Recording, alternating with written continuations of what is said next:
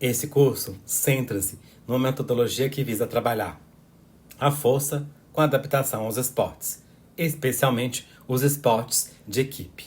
É importante destacar, de forma específica, que existem duas referências de conteúdos importantes para o desenvolvimento desse curso. Ou seja, uma fundamentação teórica na qual esta proposta está baseada. E com parte na seguinte referência: estruturalismo adaptado ao esporte de equipe, cuja base foi proporcionada fundamentalmente por Francisco Cirillo. As teorias da psicologia ecológica proposta por James Gibson. Sobre a metodologia do treino estruturado, esta metodologia nasce da vontade da adaptação às necessidades específicas do esporte de equipe, com base na especificidade, na individualização, na abordagem global e na aprendizagem referencial, respeitando simultaneamente as diferentes estruturas inerentes ao ser humano atleta. Assim, adota o nome de estruturado porque se fundamenta nas referidas estruturas que afetam o ser humano e atleta perante a ação motora. Bomba e carreira desenvolver uma parte condicional das qualidades físicas, uma relação muito importante do que é a força com velocidade e resistência. Esse autor fala da capacidade biomotora, estabelecendo uma relação entre força, velocidade e resistência. A expressão da força estabelece através da competência específica. E antes de trabalharmos a competência específica ao desporto, temos que considerar sempre o que seria estabelecer conteúdos de força, mas de forma mais genérica e afastando de conteúdos específicos. Isso está envolvido com um trabalho mais preparatório para desenvolvimento de competências, em primeiro lugar, as competências básicas, competências fundamentais, para irmos progredindo para as competências específicas do esporte. A parte mais condicional do trabalho de força vai falar de tarefas que não têm correspondência com a competência ao esporte, mas são preparatórias. Competência básica é igual mudança de direção, salto, drible.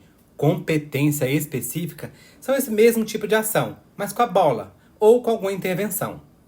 Um passe é um controle de bola, drible com mudança de direção é uma competência específica.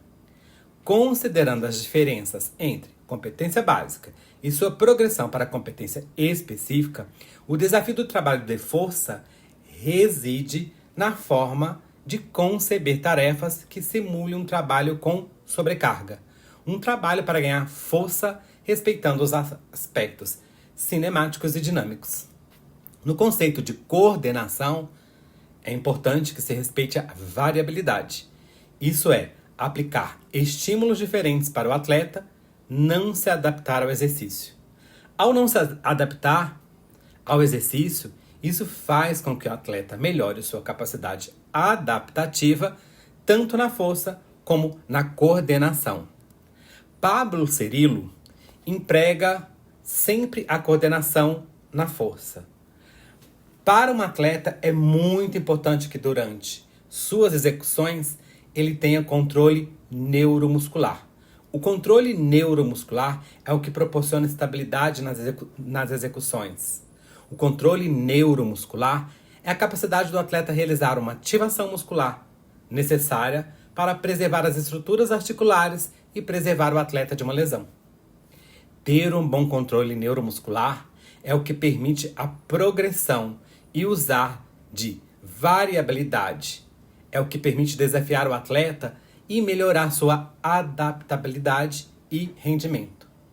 O atleta adquire capacidade de preservar, evita lesões e assim progride no trabalho de coordenação.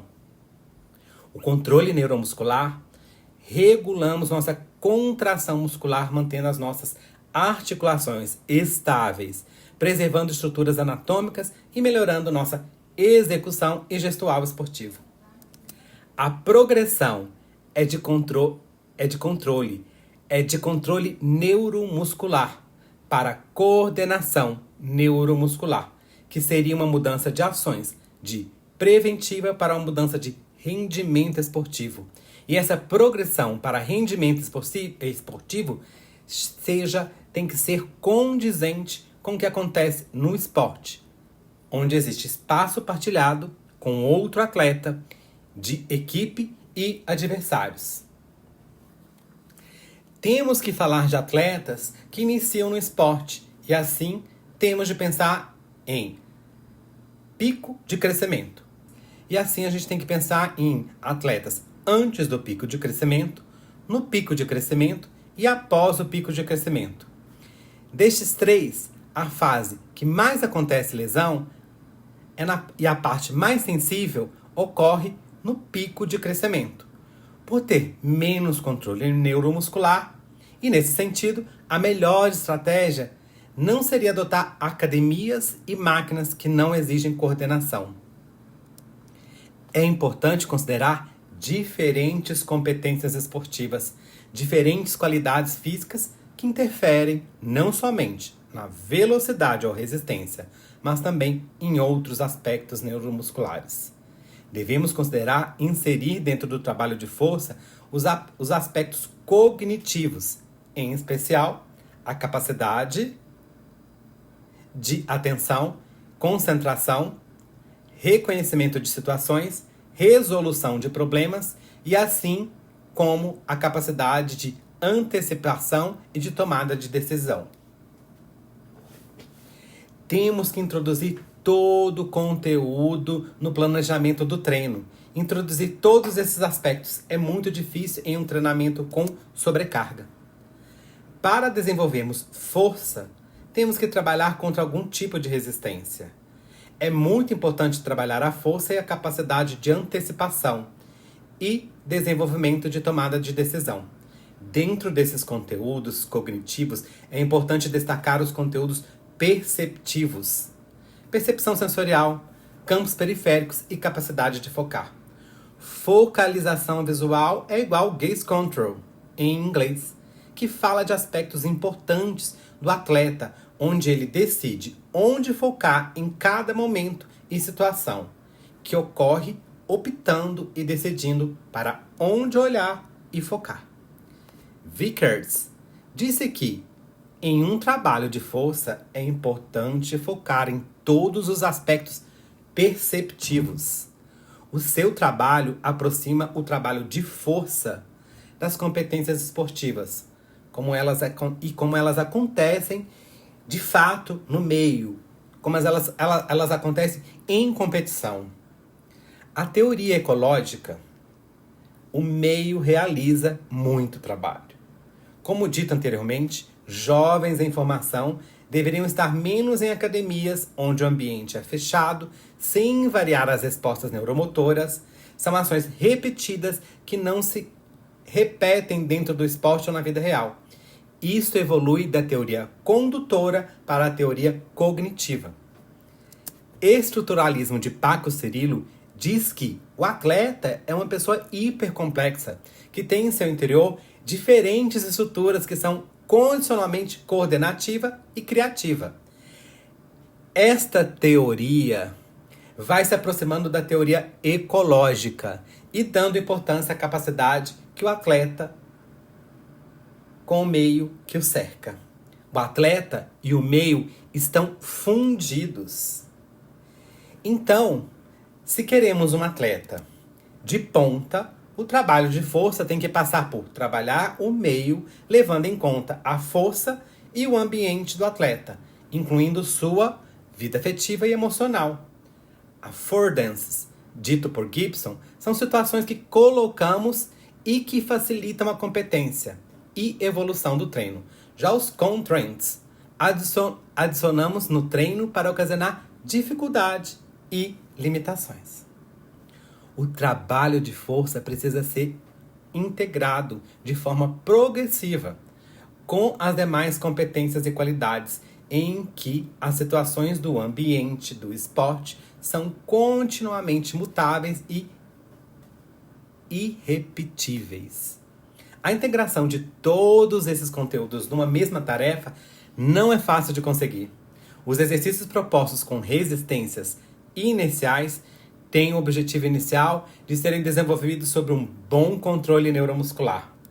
É importante destacar que o desenvolvimento da força de forma isolada, como foi exposto, vai proporcionar-nos adaptações a nível muscular. Esta forma de trabalho, praticamente, não vai produzir adaptações neuronais. E temos de pensar que a força, na concepção dos desportos, não vai se manifestar de forma isolada. O trabalho inicial é o que melhor expressa o ciclo alongamento e encurtamento, que é essencial para o desenvolvimento de tarefas no treino e no esporte. O trabalho inicial foi desenvolvido para astronautas trabalharem a força no espaço e evoluiu gradativamente para o esporte. Temos que considerar esse tipo de treino o efeito que eles provocam através das resistências iniciais na transição da força excêntrica para concêntrica. E isso é importantíssimo no desenvolvimento de tarefas e competências esportivas. Nos dispositivos iniciais, podemos sobrecarregar excentricamente essa situação de transição. O fato de carregar excentricamente vai fazer com que o atleta tenha que se inventar continuamente para fazer a estabilidade correta. E se usarmos dispositivos que criam variabilidade nas execuções, isso faz com que cada execução, cada repetição, seja uma nova repetição e uma nova situação. Competências e exercícios mais afastados da função esportiva têm um caráter normalmente complementar ou compensatório do que os exercícios mais específicos para atleta. Podemos fazer esses exercícios para ocasionar adaptações nos tecidos, que facilitem a capacidade de suportar tensões com sobrecarga que vai exigir maior dificuldade. Assim podemos resgatar bomba, onde fazemos adaptações anatômicas produzidas pelo treino de força. Tendões, ligamentos e músculos vão ganhando adaptações para poder suportar cargas mais altas posteriores que serão dirigidos para a potência máxima, massa muscular e aumento da expressividade. Nesse sentido, os exercícios que vão provocar adaptações anatômicas, sobretudo a nível muscular e de tendões, devem ter ações de tração. Esses tipos de exercícios são principalmente monoarticulares, podendo até combinar com biarticular, mas monoarticular concentramos maior tensão e é onde queremos atuar.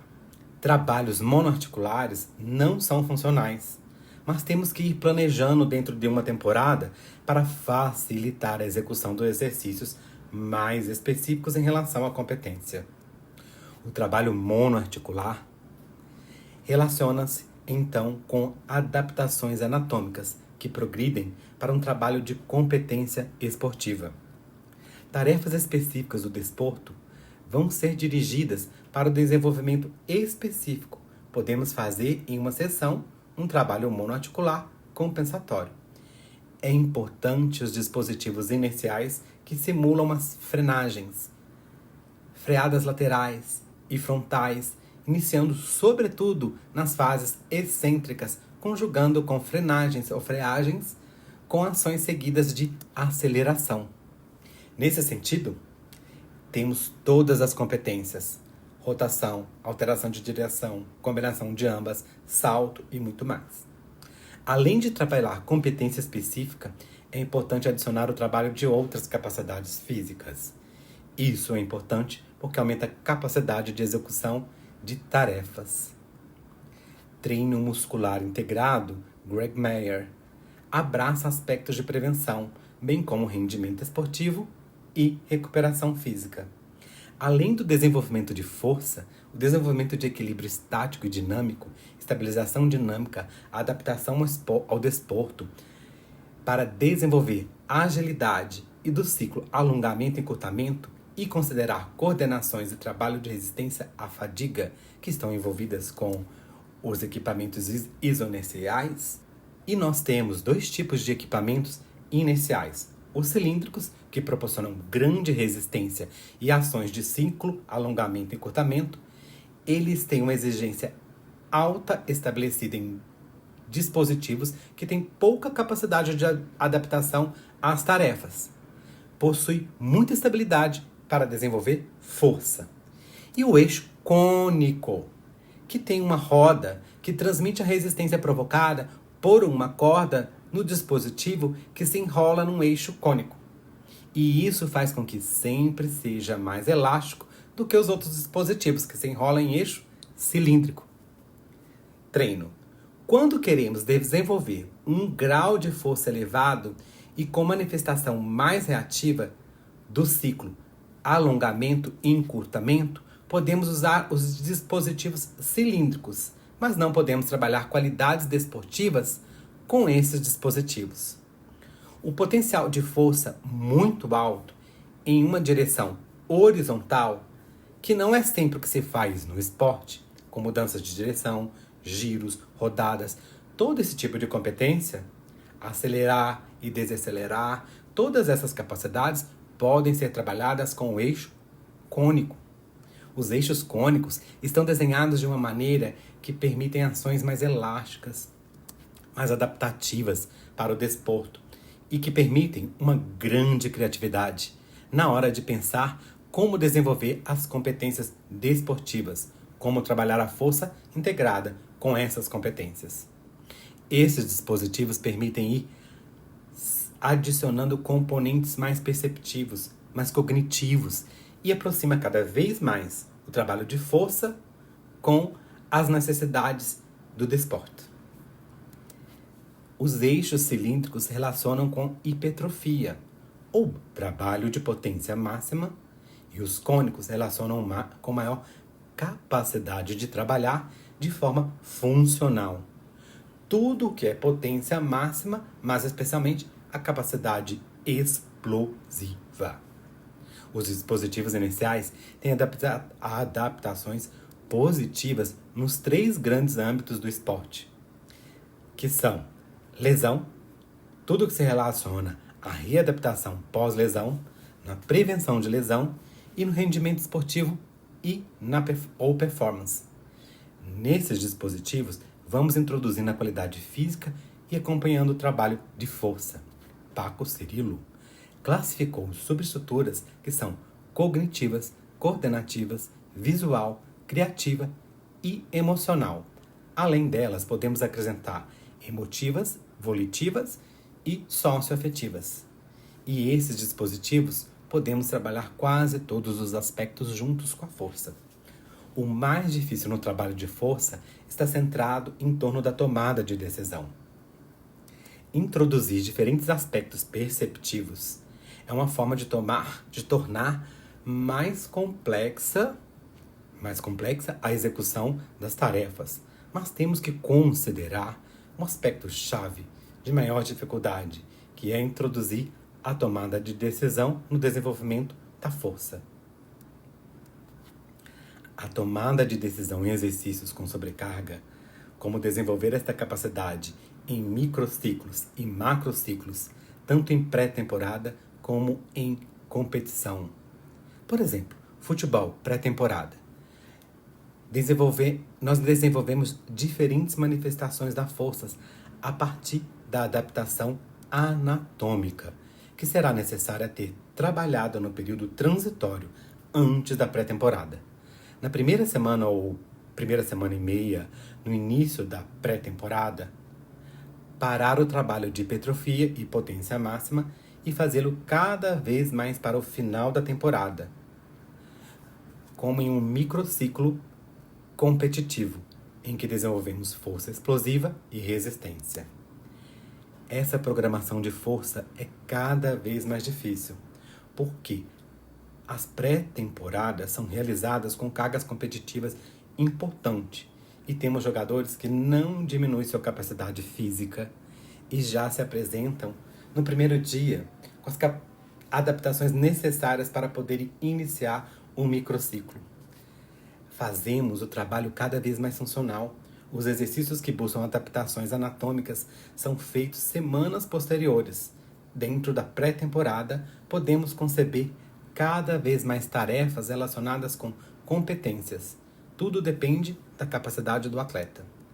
Outro aspecto diferente é desenvolver o trabalho de força dentro do microciclo de competição. Para Paco Cirillo, o normal é introduzir força dentro de um microciclo de manutenção. Este microciclo de manutenção é o que desenvolve uma equipe numa liga regular, que em uma semana tem apenas um jogo. Em caso em que o microciclo competitivo são os que têm 2 jogos na semana, é evidente que o microciclo de competição com 2 jogos na semana, vamos procurar adaptações que não vão ser possível, porque vamos estar continuamente a regenerar os esportistas que estiveram em jogo. Vamos procurar fazer um trabalho compensatório, com o mínimo de resistência e muita amplitude de movimento. Isso não se relaciona com desenvolvimento muscular, mas com regeneração e relaciona com prevenção.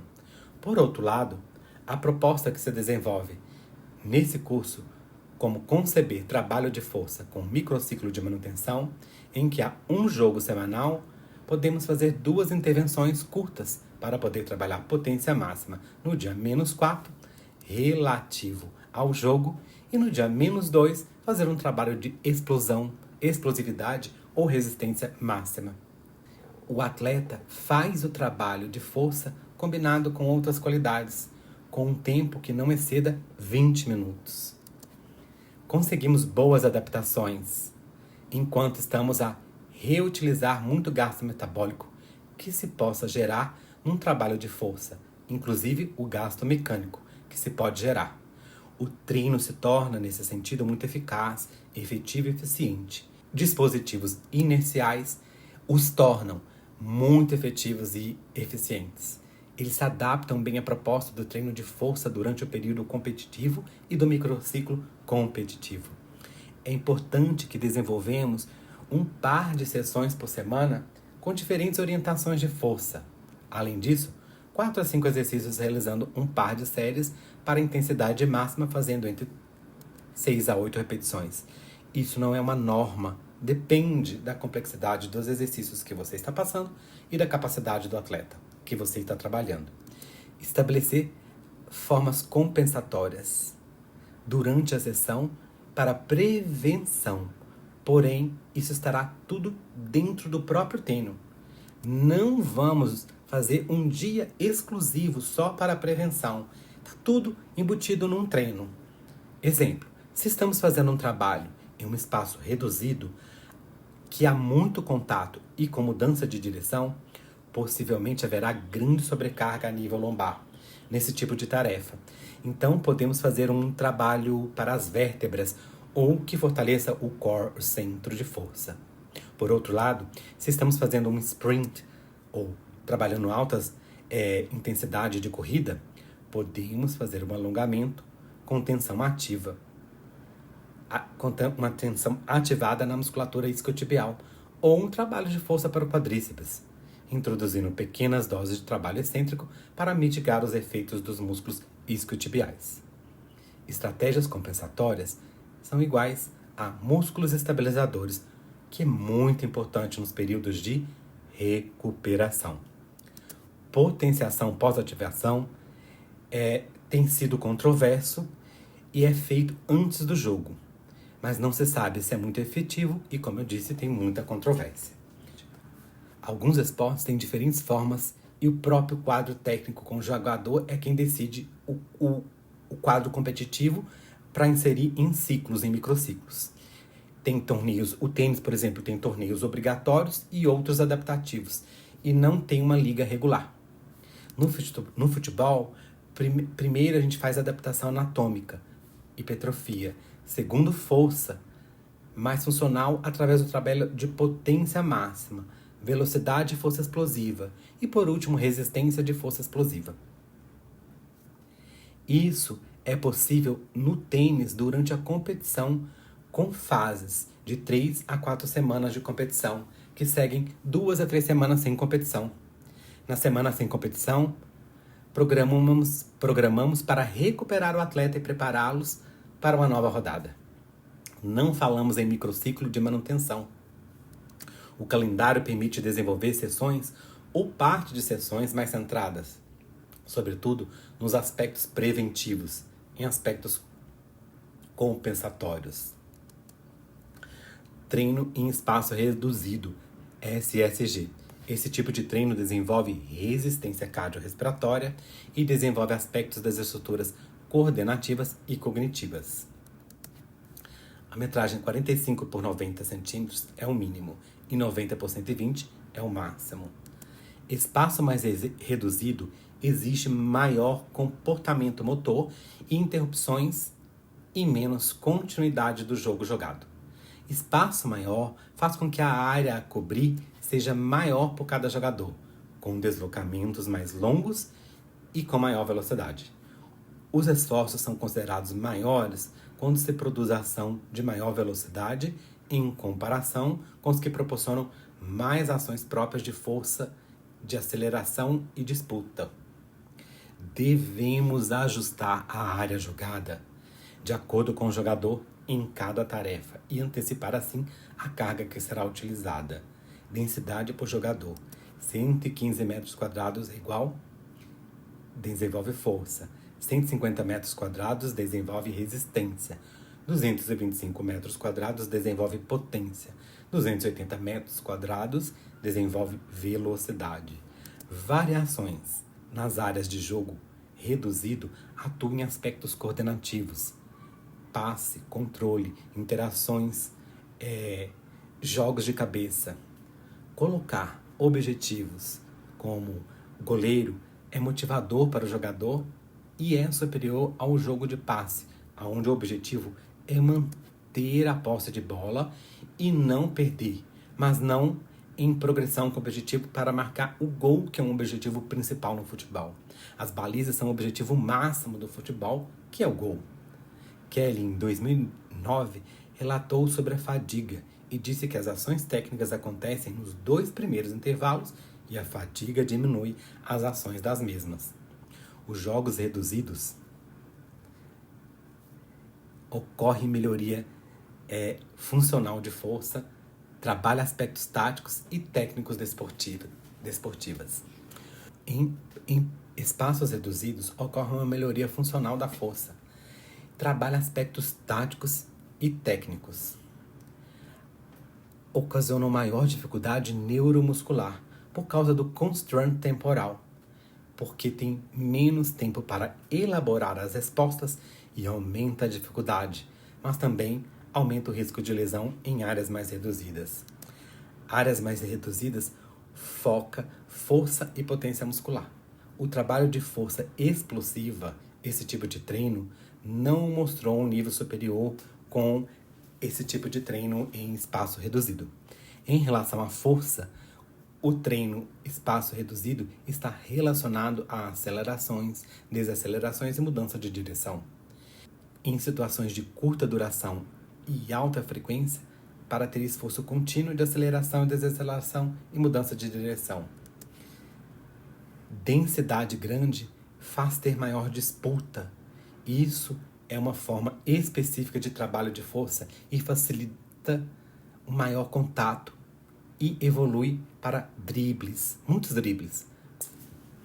Espaço reduzido e velocidade máxima ou submáxima precisa de uma área grande. Uma densidade baixa de jogadores com a presença de baliza e goleiros aumenta a motivação. O espaço predominante é de profundidade. Obrigado.